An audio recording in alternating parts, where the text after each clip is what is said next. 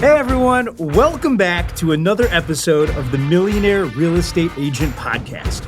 I'm Jason Abrams, and this is the place where we lift the curtain on the world of real estate like never before. Every week, I sit down with visionaries, pirates, and mavericks. We're here to document, demonstrate, and most importantly, demystify their game-changing models and systems.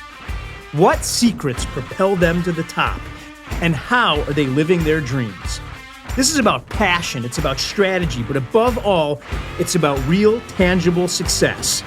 So buckle up and let's dive in. This is the Millionaire Real Estate Agent Podcast.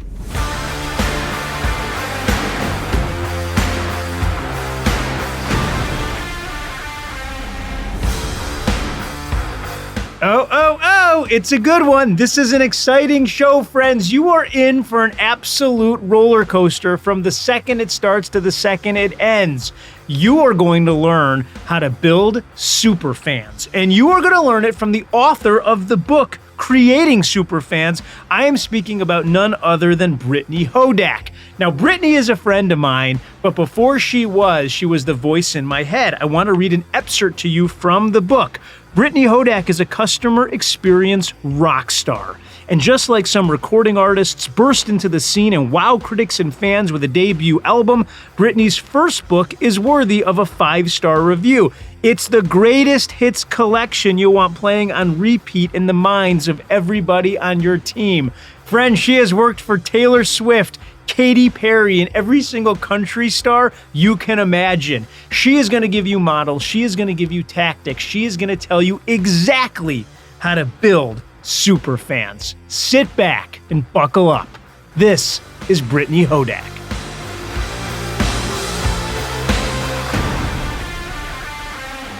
Brittany, how are you? I'm doing great, Jason. How are you today? I am fantastic. I'm so excited because the last time you and I sat down, I literally didn't sleep that night thinking about all the things you taught me. And I can't wait for this conversation. But before we start, I want to go back in time. Before New York Times bestsellers, before standing on stage in front of hundreds of thousands of people, before all the adulation and superfans. And I want to unpack, how did you end up in the author business, but more importantly, how did you discover this concept of superfans? I mean, I think like most people discover most things they're passionate about totally by accident. Completely by accident. I thought I would spend my entire career working in the music industry. That was all I ever wanted to do. From the time I was tiny, like 4, 5, 6 years old, all I wanted to do was be in the entertainment industry. And weirdly, I always wanted to be on the business side. I always thought I would be like a manager or a publicist or work at a label or a music magazine. And so that is what I thought my path was going to be from the time I was tiny. What part about being in the back office, so to speak, or behind the cameras appealed to you? I think I just always thought it was fascinating. And I grew up in a really small town, so I didn't go to my first proper concert until I was a teenager. But when we would see people play at like the fair or the rodeo or the river, there were always those people standing off to the side of the stage. There were always the people with kind of the backstage passes and the credentials. And I thought, I wonder what they do. And I was always weirdly into advertising as a child. Like when slogans would change, I would notice it. And as soon as I could read, I was reading all of the packaging. My mom hated taking me to the grocery store because I was a total nightmare because I wanted to read what was on all the boxes. And I was like, no, we have to buy this one because they had the better commercial. And so I think I was always just really into marketing and packaging and like why some songs were on the radio and other songs weren't on the radio and why some artists had these beautiful album covers and others didn't. And I was just always fascinated into the decision-making process that went into like the go-to-market strategy. I love that. So you come out of school and you end up in the music business. Yeah. So when I was in high school, we had this project where we got to go job shadow, which is like a 1-day internship. And I begged to get to go do it at the radio station. And so the school set it up and there were supposed to be a bunch of other kids from another school. And for some reason, the other kids didn't show up, like the day got messed up or something. And so it was just me. And that day I said, please hire me. I will do absolutely anything. You have to give me a job. I was 16 years old. And they said, well, you look like you're about the right height for our mascot suit. can you be our mascot?" And I was like, "Are you kidding me? That sounds like the greatest job ever." So I was Sting the bee. I was this giant bumblebee, and I went to all the remotes and events, and I thought it was the coolest job in the world because I got free CDs and I got to hang out with all the DJs. And about 6 months later, one day I came in and the promotions manager, Tammy, said, I keep seeing ads on TV for something called Bridget Jones' Diary. And I guess it was like a book and now it's going to be a movie. My maiden name was Jones. So she said, I just keep thinking to myself, we have a Brittany Jones. We should do something and call it Brittany Jones' Diary. Now, mind you, nobody outside of my high school friend group and the people that worked at the station knew that they had a Brittany Jones. Like I was literally the mascot. Like no one knew who I was. And she said, what could we do and call it your diary? And I said, well, you're always trying to get more people on the website. What if I just interviewed all the bands that came to town and, that was my diary? What happened when I was backstage with this band or what happened at this show? And she said, oh yeah, like that other movie, that Almost Famous movie, that's really starting to get some Oscar buzz. Like that's going to be a big deal. Okay, just make a list of all the bands you want to see and we'll set everything up with the record labels. And I was like, what are you talking about? And so it became my job overnight as a then 17-year-old kid to hang out with rock stars and brag about it on the internet. That was like the dream that even today kids want to live. Like everybody wants to be a famous streamer or a famous YouTube star or hang out with rock stars. Somehow you ended up in that role. It was totally surreal. I mean, it was everything you would expect, right? Like completely ruined any of my chances of ever getting a real job. I remember my parents were a little bit bummed because it happened during junior year. And so for senior year, I was like, well, I'm not doing any of the things that I did. Like I dropped out of band. I stopped doing speech and debate, like all the things. I was like, I can't be at a speech tournament if there's a Blink-182 concert in Dallas. Like that just became my world. I was so fascinated into all the behind the scenes stuff. So, I like printed up little business cards and anybody, whether it was a tour manager or a publicist or an A&R person, I was like giving them my business card saying, I have this website called Brittany Jones Diary and you should check out the concert review I'm going to do tomorrow. And so that sort of became my singular focus was how do I do more stuff in the music industry? Because at the time, like nobody was blogging. I don't even think blogging was a word yet. And so I had the same press credentials as real journalist. It was crazy. It was like, we're going to interview this Brittany Jones Diary kid on our tour bus, and then MTV is going to bring their cameras on the bus. Like, it was just bonkers. So you're doing this thing, you're interviewing all these incredible people, but you're still a kid. You probably haven't monetized it yet. How does that lead to your next step? So I hadn't monetized it and I continued to work through the radio station all through college. But every time I had an opportunity, I was doing an internship somewhere. I was in New York working at a label or a music magazine or trying to be like the local correspondent. I got my first real grown-up music industry job that paid when I was about 20. I was what's called a college rep. So most of the record labels and distribution companies have local kids who go into markets and hang up posters at record stores and give out concert tickets and do the local promo stuff. I went to school near Little Rock, Arkansas, and like no label had ever had a ground person in Little Rock because it's just not a huge market. But I begged to like have that job. So everybody in that market treated me like I was a record executive, right? Because they were so excited that somebody was giving them free CDs and concert tickets. So I had carte blanche in record stores. They would let me do any display I wanted, have any promotion. And so everybody in New York and LA was like, wow, this kid's doing a great job. She's doing all this. And I won all the, I was college rep of the year and I won every trip and all the things because I was allowed to do ridiculous things in my market that nobody else was allowed to do when, they would lived in like Chicago or LA or whatever. And so it was like what I'd been doing online, but in physical form. I was like, I know people want to read the interview with the band. They want to see the behind the scenes pictures. Let's make a really cool physical package.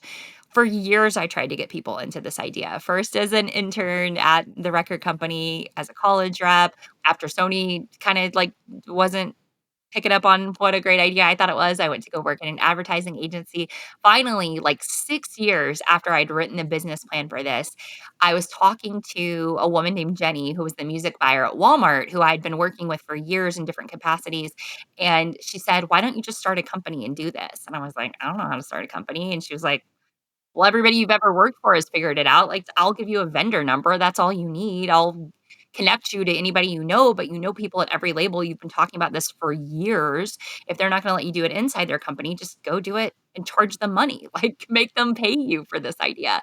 And so I Googled how to start a business and I was like, oh, maybe it's not that hard. And so just before I turned 27, I launched a business. Walmart was my first client. Within the first year, we had done over $1 million of revenue. By the second year, we had sold over $10 million of products at Walmart stores, and we had worked with Taylor Swift, Katy Perry, Justin Bieber, every country artist, like every single star.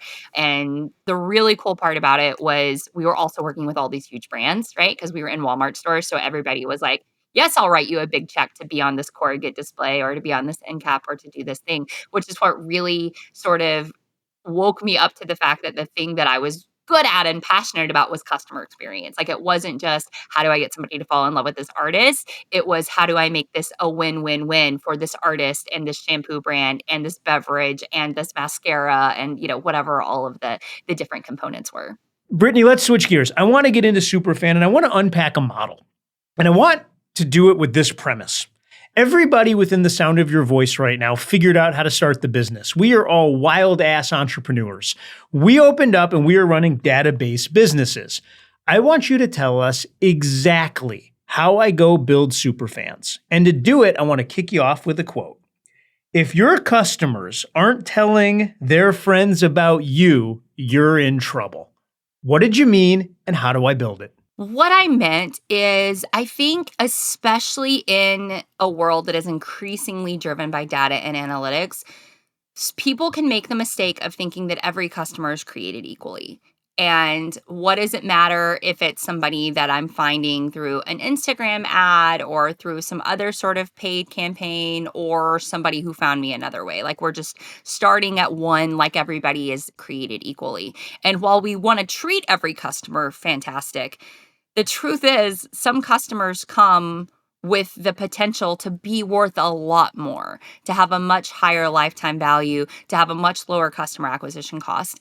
And those are the customers who are referred by people who know us already. And everybody in real estate knows this, right? Like we think about the sphere of influence, but it's so easy to forget that the easiest, fastest, most cost-effective, most efficient way for you to win people who want to not just work with somebody in real estate, but you is by being so good that your customers tell their friends. Like that is how every business since the dawn of time has sustained itself, has grown. That is why Dungeons and Dragons is still popular 50 something years later, because people love it. They tell their friends, like they come back again and bring their friends. So the first thing to know is that every customer who creates more customers for you is the greatest gift and the most powerful thing that your business can have. Like, how are you not just focusing on closing a sale, but creating a super fan, turning somebody into someone that wants to advocate on your behalf? We're going to unpack it, friends. I just want to remind all of you, because I know you're all flying down the freeway in your Teslas and Range Rovers because you're real estate agents. I get it. I'm taking the notes. I have the pen in the hand. You can go to MREAnotes.com and you can sign up. We send all of my notes every Thursday. So you don't have to worry about writing it down as you're driving. I'm doing it. Brittany, we get it. Yes. We want to build Superfans. You tell us on page 46 they can't be bought. That means they have to be created. What's the first step? I call it the supermodel. So it's easy to remember. So even if you're flying down the freeway, this is an acronym, SUPER. This is the model. The S stands for start with your story. What I mean there is, why should I pick you? No one in the history of the world has ever said, I would love to work with a real estate agent if only I could find one. Do I know anyone who knows a realtor? Anyone, please, somebody. How are you making it abundantly clear that in a sea of people in striped shirts and hats, you are Waldo? Like, how is that instantly obvious to anybody the minute they hit something with your promotion on it, whether that's your website, whether that's a social media, whether that's them seeing something with you? How are you breaking through the noise? That is the S. Start with your story. Why would I be nuts to work with anybody other than you? So this isn't necessarily my story of my life, and it isn't really my story of how I became a real estate agent. When you use the word story in this syntax, you're saying why I'm the greatest of all the real estate agents or what my value offering is in an interesting way? Yeah, and it's sort of the collection, like in the book I talk about like uppercase S story and lowercase s stories. This is really your brand. But storytelling is the quickest way to cut through the noise and is the most obvious way to connect your unique value proposition with somebody who's looking for what you do. So the way you show your story is going to be different depending on the medium you're talking about. It drives me crazy when, people throw out the old statistics of like, oh yeah, like you have to hear an advertising message, 8 times before you remember it, or 17 times, or, there's a million different numbers. One time. It takes one time for you to see or hear something compelling for you to remember. No 7 times, 9 times, 15 times. Like that's built on let me hammer you with something and hit you over the head and smother you with something to where it's so obvious that you like don't want to have that jingle in your head, but you do because they spent $15 jillion playing it on the radio for you. Like what I'm talking about is how do you be so clear and concise and compelling and authentic in the story of who you are that anybody looking for anyone that's like remotely close to what you do is like, oh, like cool, I found my person. That would sound a little esoteric to me. Start with your story. You preach getting really specific about the story and then how I'm sharing it with people. This isn't like some kind of airy-fairy concept. Yeah, it's not an airy-fairy concept at all. It's, you have a couple seconds to get my attention. Why should I care? Make me care, because so many people say, oh, I've got an awareness problem. Not enough people know about me. Like if I could just spend more money, if I could just go viral, or if I could just get this feature. No, plenty of people know. They just don't care because you haven't given them a reason to. Why should I care? You don't have an awareness problem. You have an apathy problem. You have to make people care. And if you're listening to this saying like, how do I make them care? If you don't know, they are never going to care. Like you have to know. If you can't articulate clearly why you are the absolute best choice for someone in your market to pick, then why should they pick you? Like why should they pick you if you can't even tell them why they should? So good. You're not going to improve on that. Genius. Okay, start with your story. What's the U stand for? The U is understand your customer story. So I always say that superfans are created at the intersection of your story and theirs. When you can make the thing that you do relevant to somebody's life in a way that they are like, oh, I get it. That is where apathy dies, because now you have somebody who has an affinity for you. Now you have somebody who's like, you're not just somebody who does what I need. You're the one who's going to help me. So understand your customer story is all about how do we like shortcut feeling that connection. We all have people that we meet where at the end of like an hour, we're like, what was their name again? What do they do again? Like our brain is just not like connecting. We also all have people that within 45 seconds, we're like, you are my person. You are awesome. You are hilarious. So understand your customer story is about asking the questions, going to the places to like truly shortcut your path to having a relationship with that person and making them feel like, oh, you get me. So not being afraid to figure out like, what are they struggling with? What's the transformation that they're looking for? How can you help them? And leaning into the things that make you you to be able to do that in the way that only you can. Like all of these build on each other. It's like steps in a pyramid. So like once you've got clarity on if you're like the humor person or the fun person or the I know every statistic in the world person or I'm going to work 24/7 person, like whatever your uniqueness is, you get to use that as the lens through which you ask the questions to get to know these prospects. We did a great show with Rory Vaden. If you haven't listened to that show, go listen. And he makes the argument that for him, your best customer is usually at the crossroads of who you were and who you're becoming. And it's similar to what you're saying, which is this cross-section idea is a powerful one. Yeah. It makes all the sense in the world to me. I love Rory. And one of the quotes that he says all the time is, you're best positioned to serve the person you once were. And for, honestly, like anybody working in any sales capacity at all, but anybody who's serving, you know what it feels like to be who you used to be. So if you have a particular passion, if you have something that's on your heart because, you got into real estate because you moved 47 times before you were 25 years old and you know how much that sucks and you know what that feels like, guess what? You are in such a powerful position to help those people who are now living that reality. Or maybe you've lived in the entire life in the same town. Maybe you've ever lived in one or two homes. Like, great. Like, use that. You understand how much you love where you are and how much you think everybody in the world should come live in this town because it's the greatest town in America. Like, whatever your thing is, as Rory so brilliantly says, yes, Jason, you're best positioned to serve the person you once were. And you're going to understand that story better than anybody's, right? Like, that's like, talk about a shortcut. You're not kidding. And so many of the people that we've interviewed on this show say, and it's terrible to say, but they all kind of say it and then they apologize for saying it. They say, I wasn't a real estate agent. I bought a house. The experience was terrible. I hope my realtor's not listening. And then I became a real estate agent.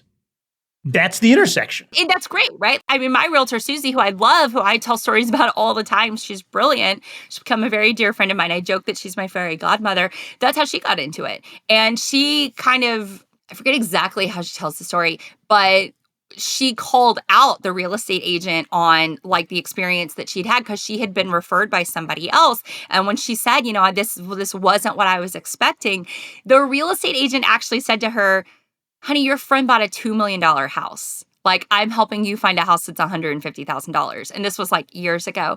And that's when she was like, I'm going to be the best real estate agent in this market, if for no other reason than to put her out of a job. There you go. Like, I am never going to let anybody else work with this person again. And now Susie has been the top agent in Franklin, Tennessee, where we live, for 60 months in a row, 80 months in a row. Like, it's crazy. Like, I see it every month when she posts it on social media. But yeah, somebody straight up said to her, like, well, I'm not going to treat you the same way that I treated your friend who I made so much more money from. I love it. I love Franklin, Tennessee, by the way. All right. The S is start with your story. Understand your customer story. What's P? P stands for personalize.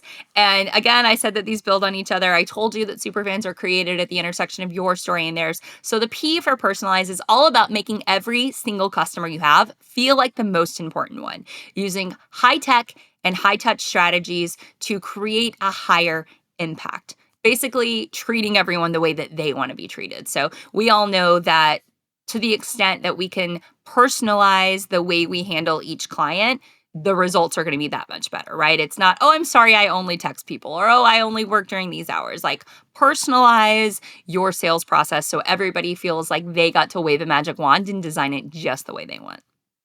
That one's so obvious to me. So start with your story, understand your customer story, personalize it. What's the E? E stands for exceed expectations. And this is the one that's sort of most straight ahead customer experience. Like, when people think about customer experience, usually they're thinking about things that fall into this E pillar, exceeding expectations. I call it in the book intentional experience design, which is really just getting very intentional about all of the moments in your customer's journey and saying, okay, I know I've got something that kind of sucks sometimes. Like, it kind of sucks when we're, waiting for the appraisal, or it kind of sucks when we're waiting for the inspection, or it kind of sucks when we're, at a point where 7 offers have been declined and this poor buyer is thinking like, I'm never going to get a house. It's never going to happen. Like, what are those moments that are going to happen? Maybe not every time, but enough of the time to where you need to have a game plan. You need to have a game plan for how you talk about it before it happens. You need to have a game plan for how you support your client through it. And you should really have a game plan of like how you position it after it's over too, right? Like, how are you helping them see all the points of this journey? And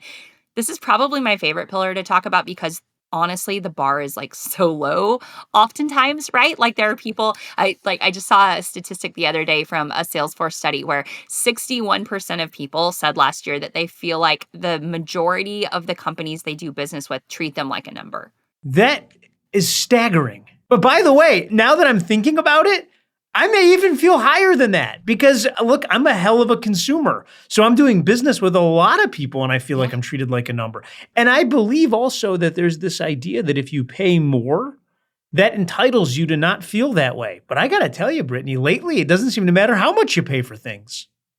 Yeah, you're right. And there are people that I think have accepted the reality of like, oh, well, that's just how it is. Like I hate hearing people be like, oh, yeah, customer service is just so terrible now, or that's just how it is. Like companies don't care anymore, which as somebody who is obsessed with the space, it breaks my heart to hear that, to think about that, to think about the fact that people just expect that things are going to suck, right? But for anybody who's listening in real estate, that you are oftentimes having to like pay for the sins of those who came before you, right? Like you have clients who come in and they're like, well, let me tell you about how much it sucked the last time I bought a house in 1997, right? By the way, you're literally describing my life. There was a great book, The Power of Moments, where they talked about this idea that people remember the beginning, the end, and the highest or lowest point in between. And so real estate agents often are paying for the sins of the previous real estate agent. Yeah, I remember that low from 20 years ago, right? And I love that book. And anybody who hasn't read it, it's by Chip and Dan Heath. They're both brilliant. It's a fantastic book. And one of the things that they talk about is ending on a really high note. And I love that book, but I think what a lot of people misinterpret from that book is like, if you work in real estate, you might read that book and be like, oh yeah, I'm going to have like an amazing closing gift, or there's going to be something really cool waiting for them when they come in to their house for the first time after a move-in day. That is not the end though. So often we think, oh, it's over. Like it's even the words we use, right? Like we closed. Like, no, that's not the end. That's the beginning of the opportunity for you to be the go-to for everything that they need. Like, if you're not saying, I want the first text you send every time you have a question about anything to be to me, then you are missing out on all of the value of every referral that they're going to send, and also missing out on the value of just like having that as a human in your life who's a fantastic person to know, right? So like, what are you doing to make that the first step, not the last step? And how are you intentionally engineering all of the moments that are going to happen over the next 12 months, 24 months, 36 months, so that they never take your number out of their phone? That's so good. Start with your story, understand your customer story, personalize it, exceed the expectations. We are now at R. What is R? R stands for repeat. And sort of double meaning, number one is like, you're never done. Like you're doing these things over and over and over and over and over again forever. It's not like, oh, I, exceeded all the expectations, I'm done. It takes a lifetime of refining these things, because in an experience economy, you're not just being compared to your direct competitors. People aren't just like, how did it feel to sell my house with you compared to the last person it felt to sell my house with? It's how did it feel to work with you compared to how it feels when I go to the spa?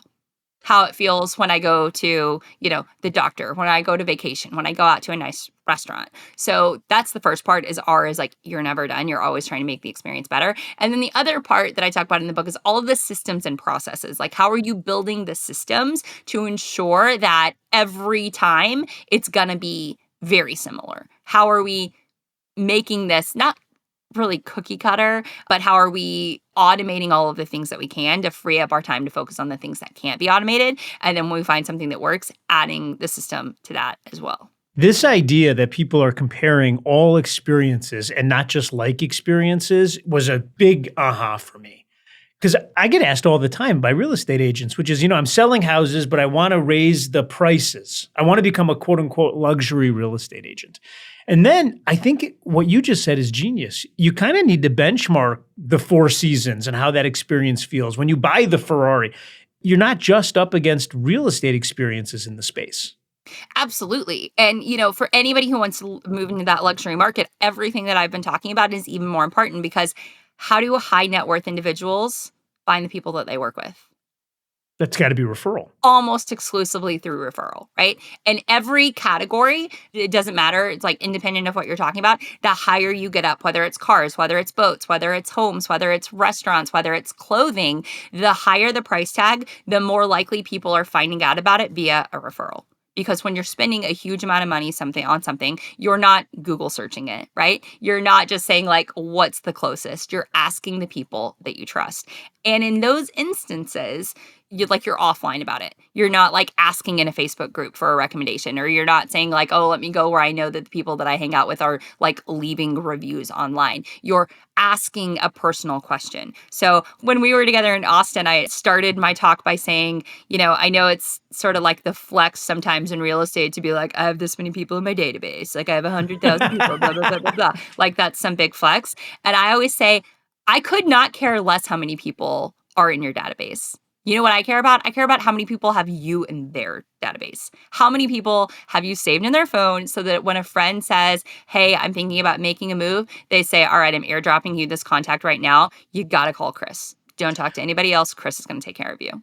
Well, and that's really the difference between having people that like doing business with you and people that are willing to advocate for your business. That's a big point that you made. That's a huge point because I think a lot of people in the book, I talk about the concept of this ladder to super fandom and what it means and sort of the top couple of rungs. There's one that's adoption, right? Like I'm using you. So that might be I've used you more than once. Like you sold my house and helped me get my new house. Affinity is like when somebody really likes you. And a lot of people stop on that rung. It's like, oh yeah, I know they like me. And then 6 months later, you're like, wait, their sister just bought a house and they didn't call me. Like you find out it's just affinity. It's not advocacy, meaning that person is like probably going to come back and use you again, but they're not creating more customers for you. They're not advocating on your behalf. So it's your job to make a relationship that is of such high quality that somebody would not do the disservice of letting people that they care about not work with you. Love that. In the book, there's this quote that goes back to 500 BCE, right? Treat others the way you want to be treated. And you've fixed it, which, by the way, I just want you to know, many authors would not have the bravado to go and change quotes that are that old. But you found a way to repurpose it. You say, treat others the way they want to be treated. That's like a giant statement. Well, and I wish I could take credit for this. This is actually from a guy named Dr. Tony Alessandra. He wrote a book called The Platinum Rule. Obviously, we all grew up with the golden rule, treat others the way we want to be treated. But yeah, Dr. Tony Alessandra was the one that was like, hold my beer, Jesus. We're going to like tweak this just a little. So yes, treat others the way they want to be treated. And this is a huge part of that P pillar of Personalize, of what are you doing? What is your process right now for collecting the information that you need to totally customize a process? Not just about like how somebody wants to be communicated with, but what they need from you. Like if they could weird science a perfect real estate partner, what would that look like? What would that be? And so if you know these things up front, you're able to customize not just the sales process, but everything that follows the sales process in a way that makes somebody think like, wow, I love the way they're doing this. Not because it's a perfect match between what you want and what they want, but because you've been intentional enough to say, I may deliver this same thing 4 different ways to people in my database because there are 4 different ways that people want to consume this and would prefer to get this. I love that. Okay, so I'm a real estate agent. I'm waking up tomorrow morning. I have the standard database, which is great. I'm relationship-based, which is great. I'm doing a touch campaign, which is great, and I'm running a great business. And I want it to be even greater. Fire off some tactics that I can go do. And I know that I'm cheapening the concept because they're huge concepts, and now I'm going to tactics. But I got an audience that wants to go take action tomorrow. Can you give me a few ideas? So I would say ask yourself, how many referrals have you made today? Oh. Not how many have you received, but how many have you made? Because all of those people in your sphere of influence, all of those people that you care about, they have businesses too.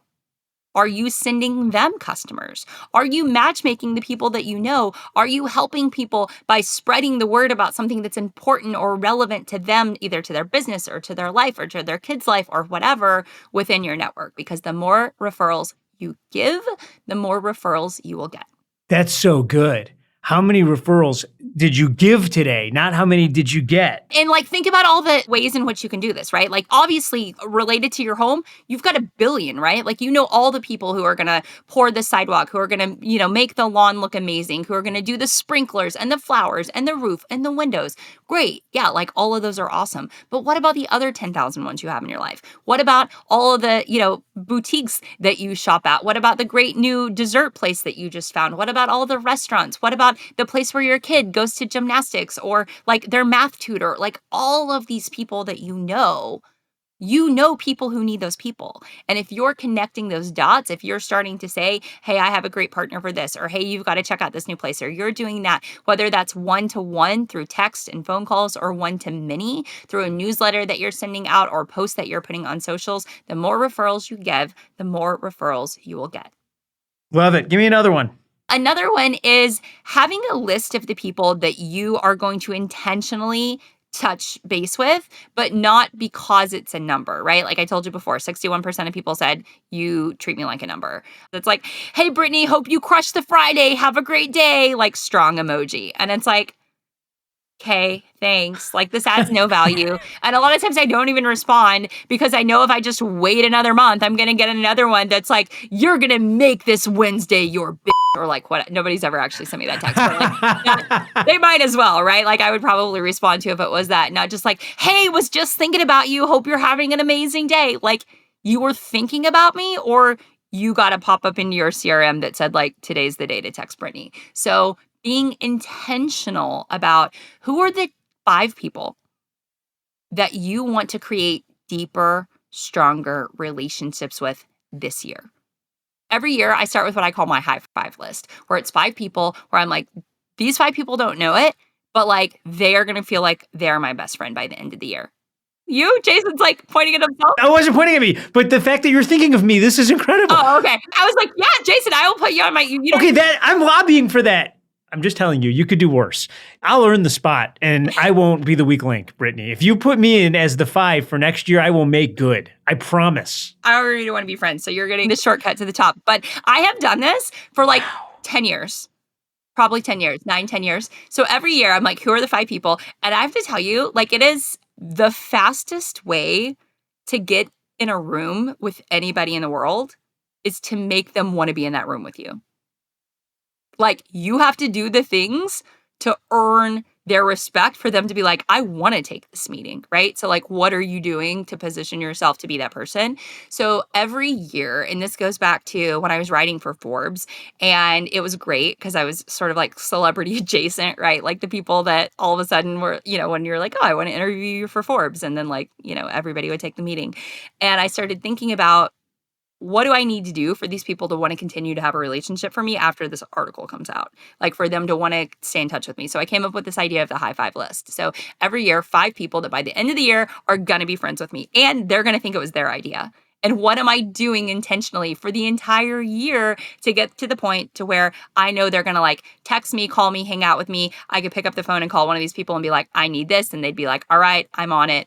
And to be sincere about those relationships and give me 5 people who at the end of the year are like, oh my God, I'm so glad you're in my life, over 500 random people that are like, yeah, I know your name any day. But I feel like so many people put their attention to the like 500 people who are one level above rando instead of 5 people who are like, I will get on a plane and fly wherever you are to help you if you tell me you need me. This is so good. Friends, it's not going to get any better than that. I do know I'm going to have to play hard to get, but Brittany, I'd love to be on the 5. All right, we want to switch gears. There's a real estate story that I love. It goes all the way back to Greek times. It is about Epikuros. Now, he bought this incredible villa in downtown Athens, which is this bustling city, and he was a philosopher of the day. Instead of going to large venues and talking about the secrets of life, he invited small groups to his garden. Brittany, we would like to invite you to our garden to talk about life. Will you join us? I would love to join you in the garden. Brittany, how do you bring meaning into your life? I think it's really about trying to release the busy. So I'm in like an incredibly busy season of my life. I travel a lot and I also have 2 young kids. So trying at the end of the day to remind myself that it's not about the things that I didn't get done. It's about the fact that they didn't get done for a great reason. And that reason is because I was building a Lego train set with my kids, or because we were, watching whatever new show my kids have just discovered and hanging out as a family. So to me, that's the meaning, is like, am I spending quality time with the people who I love the most, who love me the most? And if so, then like all those emails can wait till tomorrow. How do you manage your time, which is by far the greatest resource any of us can have? Is there a hack that you'd give us to make sure that the important things get done? So I mean, there's this book. You've probably not heard of it. It's called The One Thing. Um, Do you live by that? Is that a thing? I try to, and honestly, we're all like works in progress. We're all trying. I do try. I struggle with time management a lot more now than I did. It's so funny. Like I think back to when I was an entrepreneur and when people would ask me for my time management tips before I had kids. And I was like, well, I do this and I do this. And like now I just look back and I'm like, yes, stupid. You didn't have two humans you were keeping alive. That's why you were so productive. That's why you got shit done, because you could just do what you wanted to do. And there weren't people saying, mom, mom, mom, mom, mom. So to me, productivity and time management is about just trying to be the best steward of the hours that you do have to get the most important things done, while realizing that like there are things beyond your control. And sometimes people are going to get sick. Sometimes things are going to get canceled, are going to happen. And the thing that I try to do a better job of all the time, that is, like I said, very much like a work in progress, is building in the buffers. Because I am very much that person who's like, well, and if I leave at 12:17 and I hit all of the green lights and I get to the place and I do the thing and blah, blah, blah, blah, blah. And then like when the one domino falls, they all fall. So my constant struggle is trying to commit to less, build in more buffer to be better, and then trying to be kind when I get to the end of the day and there's still a couple things on the to-do list. But that's why we do the most important thing first, right? You've had wild success, maybe even more success than when you were little you thought you were going to have. At this point in your life, what does money mean to you? Money is the freedom to spend more of my time the way I want to spend my time. That's a big idea. So you use money as a tool to get leverage. Yes. And to not, like so many people who grew up in families who didn't have a lot, I constantly am trying to remind myself that I should not have a scarcity mindset, that I can always make more money. Like I don't need to worry about a time when there won't be enough money, because like so many people, and probably a lot of people in real estate, right? And I know a lot of people that I know that got into real estate for this reason, got into it because they had a similar upbringing where it was always like, is there going to be enough for this? And are we going to be able to do this? And are we going to be able to do that? So it's definitely freedom in a sense of not having to like worry about those questions. But yes, leverage to be able to say, I'm going to turn down an opportunity that would pay me a lot of money because I would rather be at an amusement park with my kids that day. We're all going to end up in the same place. We are all, and it's going to get dark as 1,000 midnights, but at some point we're all going to die. And we're going to be kind of looking back on our life.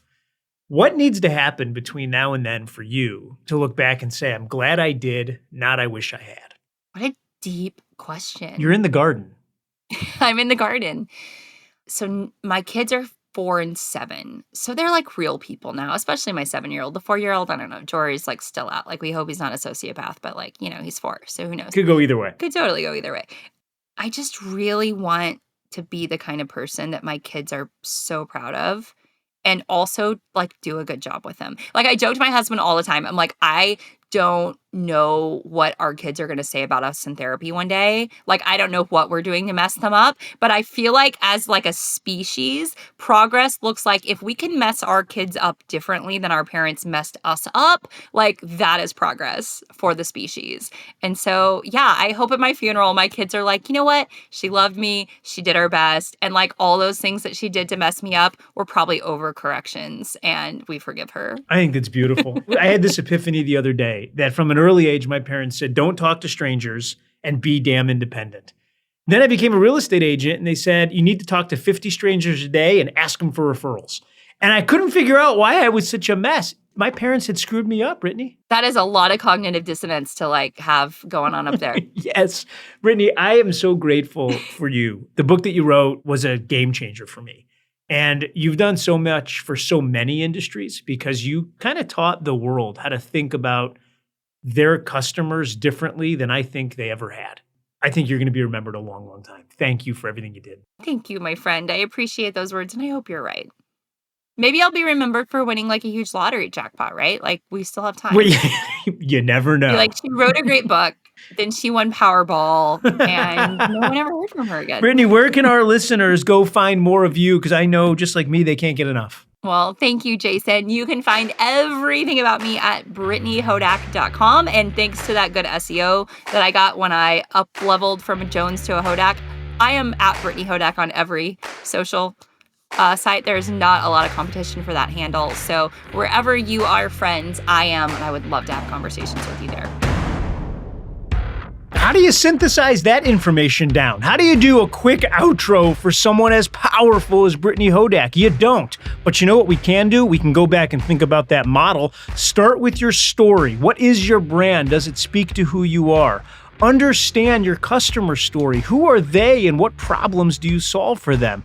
Personalize everything. Nobody wants an experience that everybody else gets. Everybody's looking for something bespoke. Exceed their expectations at every turn. Remember, when you exceed somebody's expectations, they start expecting to get that service everywhere. And if you're the one that offers it, you will always win. And finally, repeat. And that's an important one because sometimes people fall in love with their success on one or two things, and then they stop doing the things that made them successful. She's really clear on something. Every single customer that you have in your database, every single client has the opportunity to be somebody else's client, and she fights vigorously to have them. You know the takeaway in the end, the one thing that I want in your brain is it's not enough to have past clients. It's not enough to have people in your database. The goal is to turn them into wild advocates for you. Here's the question. Will the people in your database go fight vigorously to get you your next client? And if the answer is no, then here's the opportunity. And if the answer is yes, then make sure you keep doing it.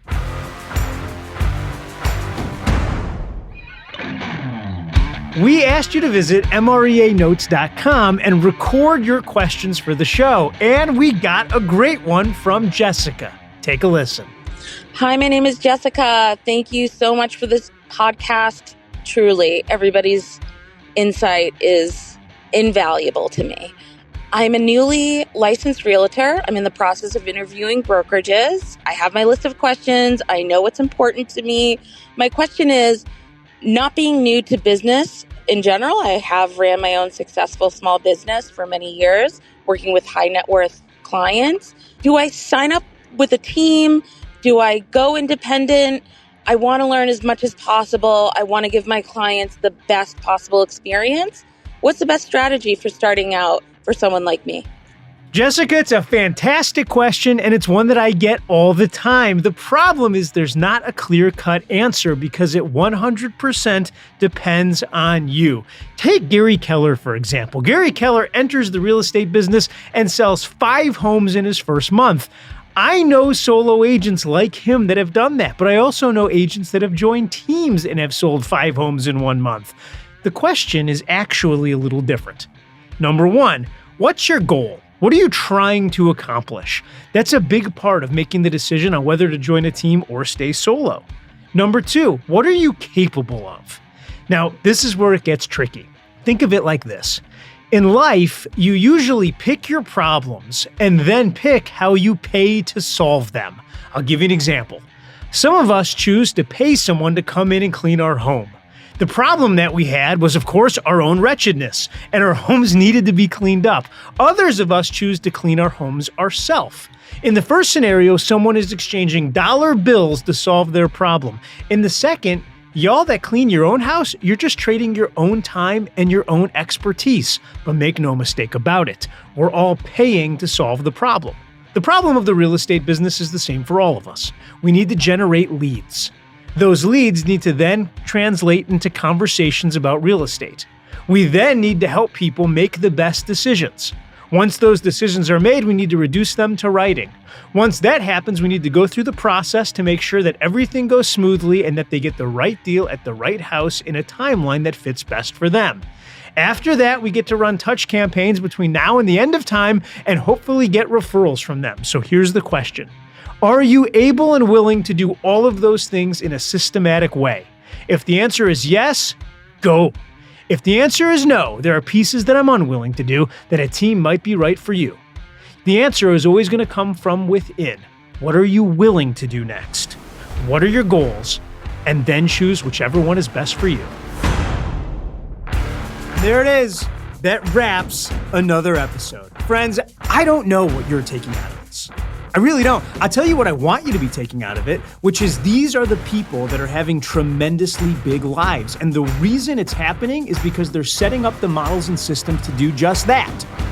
Gary Keller told me that leadership is teaching people how to think so that they do the things they need to do when they need to do them, so that ultimately they get the things they want when they want to have them. And that's what I want for you.